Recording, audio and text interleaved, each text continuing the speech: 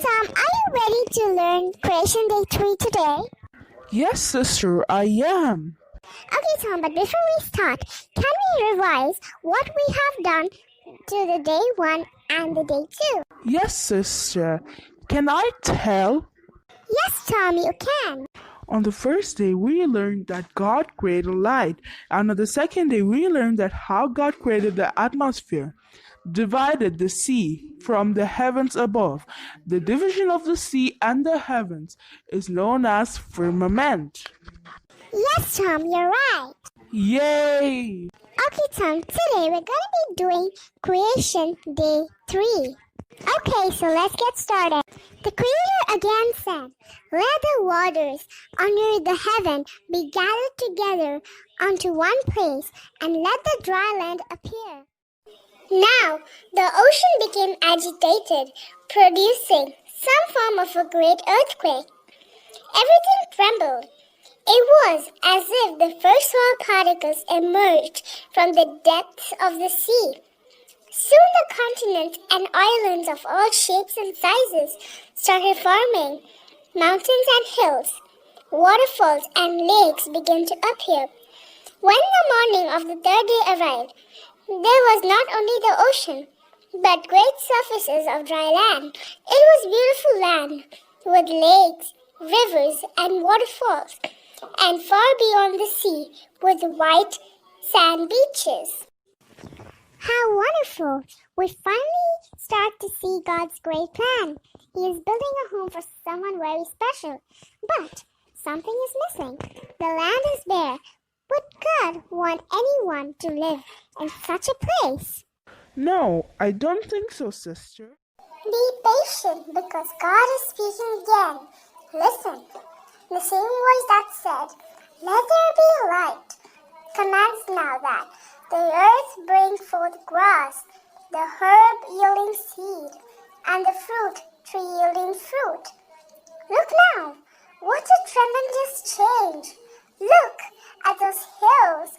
They are not dry anymore, and they are covered with intense green. Take a look at the mountains, full of enormous trees pointing up to heaven.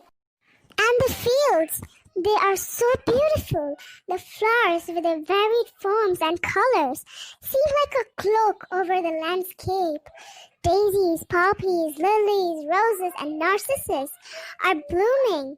How could the Creator imagine so many species with such variety of delicate colors, aroma, and shade? The Bible says that the earth brought forth grass and herb yielding seed after his kind, and the tree yielding fruit whose seed was in itself after his kind, and God saw that it was good. God had created all things according to his will, and he was delighted with what he had made. It seems like God created fruit trees with special devotion. He was careful to form the apple tree, the almond tree, the pear tree, and the orange tree, each one with its delicious fruit. Imagine God going from tree to tree, sampling each tree, thinking, would he like this one?